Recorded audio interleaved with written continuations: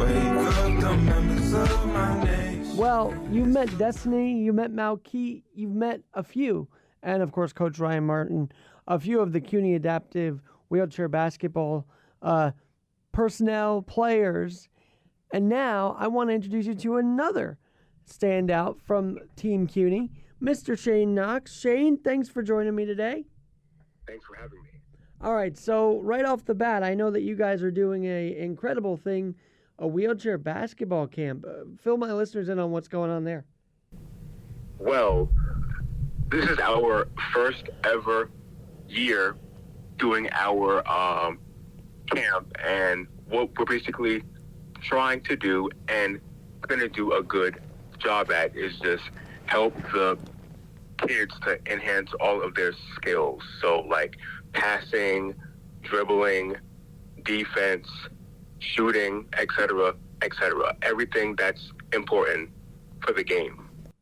Shane, how the heck do you guys not commit a foul with all the, colliding and everything? Are you going to teach the kids how to wheel around and not get, foul or, commit a foul?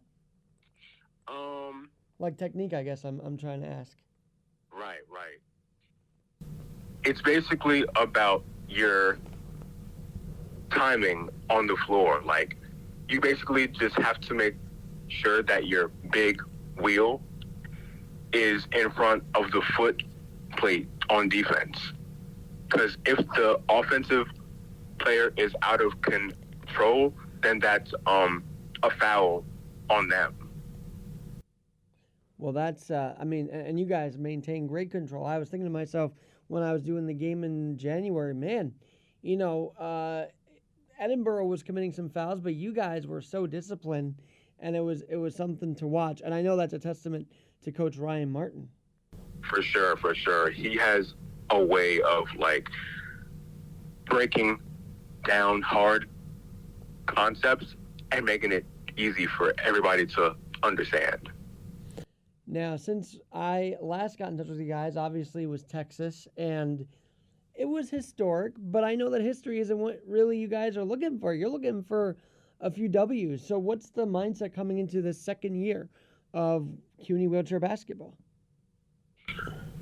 The mindset is just looking at everything that we've done so far and challenging ourselves on how to get better, as a individual and as a team. And I know that you personally value the way your work ethic is. So tell us about what you're doing this summer to improve on your game heading into this next year.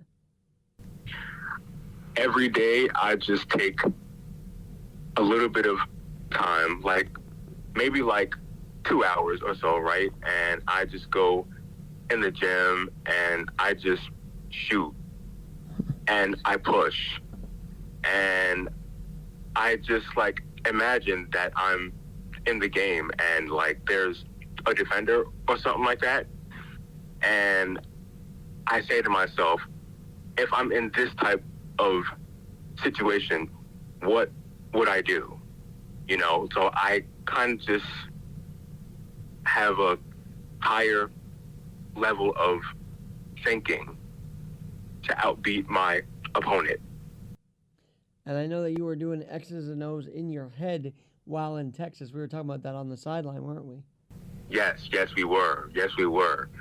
I was just basically just saying, this is good. We got to do better at this, and this, Oh, 100%. And I know that you're also, something that I learned on that road trip is that you're an assistant coach in another wheelchair basketball scenario. I think more so with kids. So tell us about that experience. Oh, yeah. I'm the assistant for the wheelchair basketball team for the kids here, and we're called the New York Rolling Fury. And I basically got into that because the head coach of the team is a former teammate's father. and I basically had called him up after I graduated from undergrad because I got my degree in exercise science, right? Sure. So We used to call that finesse back in the day. yeah, for sure. So I called him up, and I'm like, hey, I'm interested in coaching because I have my degree in exercise science, and I'm also very, very personable with kids. So I think that it will be a good match. He told me to come in 2 weeks because they had just got through finishing with nationals, and they were just having a break, you know? So I came down to a practice, and then I had a whole bunch of, like, drills that I had them do, and they really, really enjoyed it because I saw them laughing and smiling and just having a good time. And then, you know, a few weeks afterward, like 3 weeks, I would say, he texts me and he says, hey, Shane, so I've gotten good feedback from the kids, and they say that they love you. So after that, I pretty much knew that I was going to stay, you know? Well, yeah, let's talk about that because I know that that same kind of reward is going to be given at this camp, isn't it? Yes. And as a coach, I think kids with disabilities, and you can certainly weigh in on this, but kids with disabilities always are looking for something to keep their mind occupied away from the disability, if you will, and help them embrace it also. How big of a role does wheelchair basketball play in embracing your disability, both kids and adults? Well, I can basically tell you from experience that, like, it helps us to feel welcomed, you know. It takes our mind off of our personal lives, like, say, if we're having a problem, because, you know, not only are you exercising your body, but you're also exercising your mind as well. Yeah, and speaking of your mind, and by the way, how can people be in touch to enroll in this camp? Because I feel like the Viscardi School also will be listening to this. So if kids from there want to be part of this, what can they do? Well, parents, I should say also. Parents can just email CUNY. The email is alyssa.gunther@cuny.edu, and they can just enroll. alyssa.gunther@cuny.edu? Yes. Very cool. Now, talking with Shane Knox here, and Shane, you brought up an interesting point that you were an undergrad, and that reminded me, yeah, Ryan Martin's recruited a lot of master's programs players, hasn't he? Yeah, for sure. And how is that different? How is that exciting? Do you feel like master's program athletes can be sort of a mentor to those that are younger on these teams? Definitely, because some of them have life experience, so they can give very good advice to, say, a person who's just coming out of high school, you know? I do know, and I feel that, and you know the the life experience. I think to myself, unfortunately, some people in the outside world think it's, oh, look how great it is and inspirational that you guys are just making a hoop in the basket from a wheelchair, and you guys think of it way differently. So bring it to that mindset to show people, yeah, we're not just inspirational. We want to win every freaking game we can. Yes. We have a very, very, very competitive mindset. Like, the games that we play can definitely be compared to, like, the NBA or, like, overseas. Well, tell me about the competition is very interesting because yes, you play Edinburgh and yes, you've had success, but let's talk about the trials against the Rolling Knicks, okay? You've got Steve Serio, a Paralympian, just honored at Henry Viscardi School Sports Night, by the way. Just throwing that out there. Ryan Martin actually accepted the award on his behalf. But yes, Steve Serio and the Rolling Knicks did dominate. Can we just say that? Let's just be honest about it. So, how do you guys get to that level? Paralympics may be a stretch, but how do you get to that Paralympian level? We just basically have to know that we don't know everything and that we have to be open to learning more stuff. And that entails with watching game film from us and watching better game film from better teams and seeing what they do. And then also applying it to our lives. So that means, again, taking time out of our days and being in the gym and being on the court and actually shooting, pushing, etc., etc.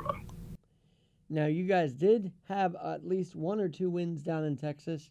Recap that for us because I know it was a bit of it was a mixed bag down there, but you guys did have a couple wins. Tell us about them. It was just historic because this was our first ever year in the college divisions, so we didn't really know what to expect. But it's just that, in our first win, we just completely came together and had the utmost chemistry with one another. Everybody on the sideline was engaged and everybody on the court was engaged as well. We basically proved to ourselves that we belong to be here in the college division. Not only that, in Division One, okay, can we make this clear that you guys are competing against D1 teams? I think that needs to be highlighted very much so. Oh yeah, for sure.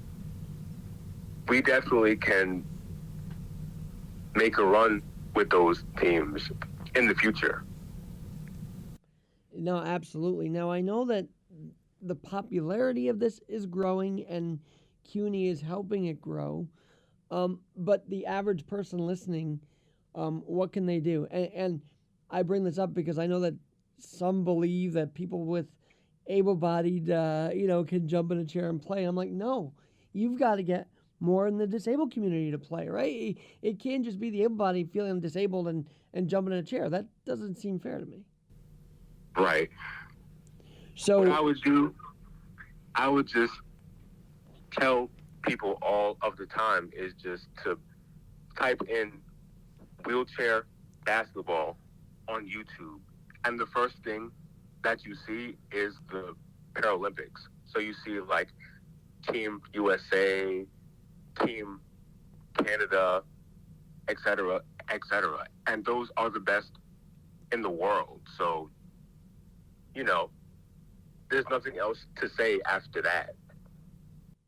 well, I want to know about the human side because sometimes, let's be honest, in my crutches and skate and people in power wheelchairs, are we not looked at as robotic sometimes? So let's talk about the human side because you guys did have a human experience down in Texas as well. You guys had gone out, you rested up, but you made the best of the trip, didn't you?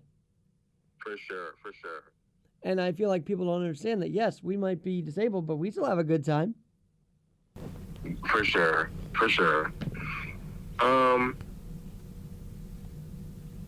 On the human side of things, you basically just have to just be open-minded and have to know that people are uneducated on what we go through. So you have to have patience and actually have these conversations.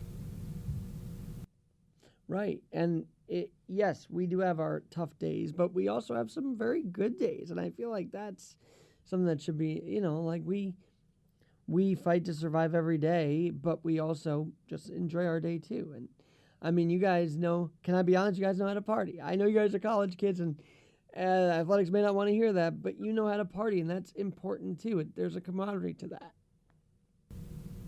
Yeah, there's some times in life where you just have to let go of everything that's happening and just go out and enjoy yourself. I agree. Now, I know that also you kind of you're a bit quiet behind the scenes. I think that's because your mind is always working on what can do better. But when you're in that huddle, you're very vocal, aren't you? I would say so. I just give encouragement to everybody, really, you know? And I'm sure your teammates would definitely agree with that. I mean, we all see the fire you got on that, watching that game and playing it day in and day out. Thank you. Now, let's talk about, and I know you've actually, if we can discuss this, you've talked about possibly playing in Europe. Is there anything in the cards for that? Does Europe have a wheelchair basketball, team, league?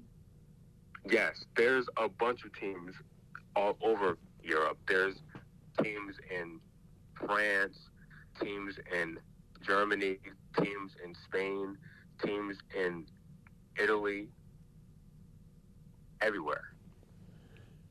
Let's say, and that's very cool, by the way, because I think that needs to be highlighted. Again, that's something that needs to be highlighted. But I'm just thinking of the parents, because we're talking about the camp also, and we know parents, when they have young kids, they're worried about the chairs crashing and whatnot. Now, I don't expect rah, body on body or chair on chair action at camp, but how do you let parents know it's okay if the kid's chair, sometimes gets rocked? That's part of the game. They would just have to see how the game is played, and they would have to see how the players react, because boom, say hypothetically speaking, I flip over, right, during the game. If they see me pop myself right back up, they would know that it's not really a big deal. You know what I'm saying? It's not exactly. I feel that. I know what you're saying. Exactly. And how long have you been playing, Shane? I feel like you've been at this since you were a kid. Oh, yeah. I started playing back when I was 8, so that was 2003. And were your parents worried, or? Ooh, you bring me back now. Okay. Well, that's the point, isn't it? My mom was kind of impressed at how much of a warrior I was. Because I remember in my first ever game, we were in Maryland, right? And we were playing against this team in D.C. at the time. They were called the Air Capital. And I was in the game playing defense against the biggest and oldest player, and I wasn't scared. Back then, compared to me, I would say that I was the size of Muggsy Bogues playing against Shaq in a wheelchair. Wow. Just to give you a comparison. And you were not daunted by that at all? I wasn't scared at all. Nope. I just wanted to play. Well, I think you still have that mentality. But let's go back. Let's go to that for a minute, because kids just want to play. Sometimes they don't know the safety of it. Did you have an idea of safety at 8 years old, or did you just have that, I don't care if I crash or not, I just want to play the game? I wasn't really scared of anything at all. I was just focused on not allowing him to get up the court at all. Because even back then, I enjoyed playing defense. Okay. Wow, so you be in transition going back on defense pretty quick at 8 years old is what you're telling me. Not as fast as everybody else because they were all like in high school, but for an 8-year-old, they were impressed. I think it's very important that we talk about CUNY's role in this also because, when kids play, that's all they want to do, like any sport. They just want to play it. But then what happens is you start to feel like people are lauding wheelchair basketball as just a great hobby for kids in wheelchairs. And yet here we are, a university in New York is opening up to real competition to kids after high school. That has to be mentioned time and time again. For sure. Because let's just say,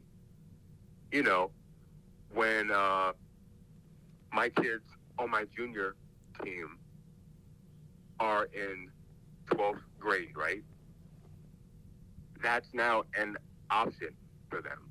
They can stay in New York if they want to. And that never was the case, by the way, in the 90s. Because honestly, we all thought of Viscardi, oh, well, that's it, We do the games for physically challenged, we play, and then that's it. And CUNY's opened up a big door. And I keep saying Viscardi because that's where I feel like the idea came from. That's, Destiny came from the Joe Salonica School of Wheelchair Basketball. And here we are talking wheelchair basketball at CUNY. Right. And so we didn't know that there would be an extra arm, but now kids graduating have that extra arm, which is huge. There's definitely a bright future ahead. All right, Jen, I'm going to ask you this because I've been curious. You guys are all, while in the wheelchair, pretty able-bodied. So do you know, are there any stories of people that were born able-bodied then became wheelchair-bound? Were you born with a certain disability, if I may ask, or did that happen later in life? Like, how did you end up in wheelchair basketball? Oh, yeah. I was born with a disability called spina bifida. And all that is just at birth, my spinal cord didn't develop properly, so I'm not able to walk. How did I get into basketball? I basically got involved in sports at an early age because I used to be part of this wheelchair bowling team, right? No bumpers, I hope. Oh, yeah.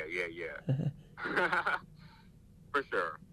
And an old friend of mine who I'm still in contact with, who's actually coming to CUNY soon, I hope.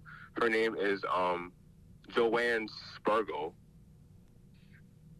She said that she knew that I'm very athletic, so she had told my mom and dad to bring me down to a wheelchair basketball practice with the then team called the Long Island Lightning. I had a couple friends out of there. I don't know if you know Brianna Russo, but she was out of that program. She was one of my old teammates, yep. Wow. See, it's a small world. This world is so small. And Edinburgh also, that's where she went to right after. And actually, she ended up in Arizona as part of their wheelchair program. So she went a long ways, and I think she still became an assistant after she played. So she's been involved for a long time. Yep. She was one of my oldest teammates. Tell me, Christy Bradley while we're at it, because I know that she was a coach over there. Christy Bradley. I've heard of her name, but I don't know her personally. Okay. But that just proves that, this world of wheelchair basketball, and that's the other thing about this sport, man. We realize at nationals, we're not just a New York community. This is national. This is actually worldwide. Like, I think when you go to a smaller school like Viscardi, you think it's only in that environment. But you'll go down there and you're like, whoa, Auburn, Alabama, UTA. I mean, come on, Arizona. It goes beyond just our little niche and nook in New York. Yep. It definitely is an eye opener for everybody to open up their minds for sure. And so I would include people to go to any national wheelchair sport tournament because I know you guys did tennis as well. Do you know how that fared? Tennis was actually really, really fun for me. Did you compete at all, or was it all just clinics and whatnot? It was just clinics. But I know that I gotta give a shout out to Matthew, the SID of CUNY Adaptive and CUNY Athletics, because he's been a big reason why the CUNY Adaptive arm of CUNY Athletics has succeeded, because he's gotten the word out there about you guys. I appreciate him a lot, for sure. And the wheelchair tennis, and I know Ryan might expand. Look, there's wheelchair softball. There's a bunch of different sports that have been adapted. It's just, I don't know. I guess it's making up lost time to finally go out and be part of all these. The time is now, though. Oh, 100% right on that. The time is now. Are you doing any other wheelchair sports, by the way, alongside basketball and tennis? I'm not doing any other sports now, but I had tried skiing back when I was a teenager. And did you ever try sled hockey? Never in my life. I did it once. It was kind of fun as heck, but then I fell on the ice at 8 years old, and I was like, I don't know. I might try again. But the thing about skiing, people often ask me that because I rollerblade, and they're like, the way you roll is skiing. And I don't know. It's very different on slopes like that. Like, I would like to keep my leg. So I'm a little nervous to try that, to be honest. I understand. But did you have a good experience with it?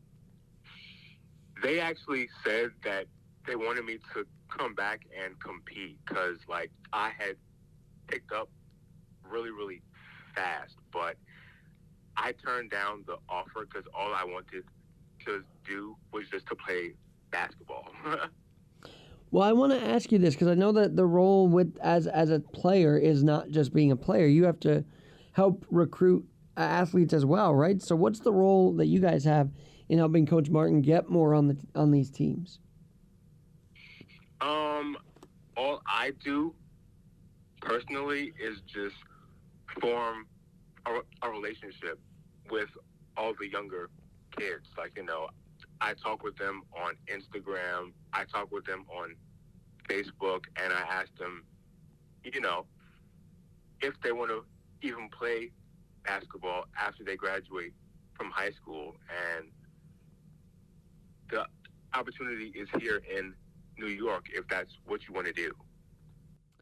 I was just thinking, everybody after Shaheen Holloway left St. Peter's after that magical run. I mean, what people don't understand is while CUNY Athletics was going on that run, so was St. Peter's at the very same time. It was interesting to watch the parallel there. But just like a D1 coach leaving for another school, bringing kids over, that can happen here where a team of high schoolers that you're assisting can be brought into the college fold, can't it? Yeah, sure. And that's kind of a cool aspect of this, and hopefully that helps grow the program for sure. Look, you guys are sponsored, and there's no doubt why. You're doing live streaming. You've got wins under your belts. But to know that places, I think like Goya and others, are sponsoring is really special for a first-year program. They really see the value in sponsoring us as well. They see that we put our hearts and our minds into the sport 100%. And they're a main reason why you were able to get down to Texas, if I'm not mistaken. For sure. And thank God for that. Also, can we give you a shout out to Zach? I mean, Zach Ivanovich, I think. I hope I didn't mess up his name. But the commissioner for CUNYAC for many years, back to when I was at Queens College also. But he's like an old friend now, and to see him embracing this is really cool. He was down in Texas with us, man. Yep. He was on the sidelines during every game supporting us. And I just saw a big, big smile on his face every time I looked at him. And believe me, it's not just because he's finding this an inspirational thing that CUNY can attach his name to. He sees value in this too. Mm-hmm. And For sure. that's important to talk about. Well, I'm very excited to know about this camp. Maybe, when is it again? Remind us. It'll be on August the 6th and August the 7th. All right, maybe, because I've already gotten an invite kind of to a combine with Queens College baseball. Maybe I'll take this podcast with me, take it out to this camp. I think that'd be kind of cool to cover it. August. I would love to be there. On Saturday and Sunday, yeah, let's work on something like that. That'd be awesome to do. So I'll work on that. All right. And then we can do live reports from camp. Because you know what? At the end of the day, we're both we're watching this from an older perspective, but it's all about the kids now. So to see these kids grow up in the wheelchair basketball world will be special to see. I agree. 100%. Now, will your kids be at the camp? Yes, they will. Very cool. Well, we'll be excited to see that. And by the way, I know that Shane was in Wichita, if I'm not mistaken, for a tournament. Yes. How was that? It was really, really, really, really, really intense. For lack of a better word. Well, I know that we were talking about coming on for a while, but anything else you'd want to add that you've been wanting to while we've been talking? I just want to say thank you for having me. And I have a question for you now. Oh, boy. My question is, what inspired you to get into this field? Of podcasting, you mean? Or Yes. Well, there was a time when I first started in radio that I saw our tax dollars. You know, I always say we might be disabled, we might be an athlete, but we all pay taxes, right? So when I saw that my generation wasn't seeing taxes, wasn't knowing where their taxes were going, I wanted to make people aware, hey, we're all paying into the system, so are we getting a benefit out of it? So I've always wanted to know about the taxes. Then politics got too much for me, Shane, and I figured, well, what do I know best?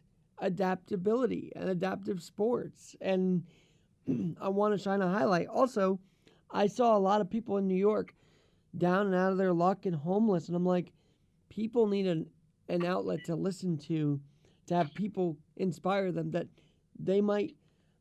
I always believe either someone is unfortunately becoming wheelchair bound or losing a leg at least every day, and they don't know what to do with that. But I want to bring on people who know what to do with that and get those who don't know inspired to keep going. I think when people have an injury of some sorts, they get depressed. And I'm saying, well, people who already are adapted to this can help you adapt by their story alone. Yep, for sure.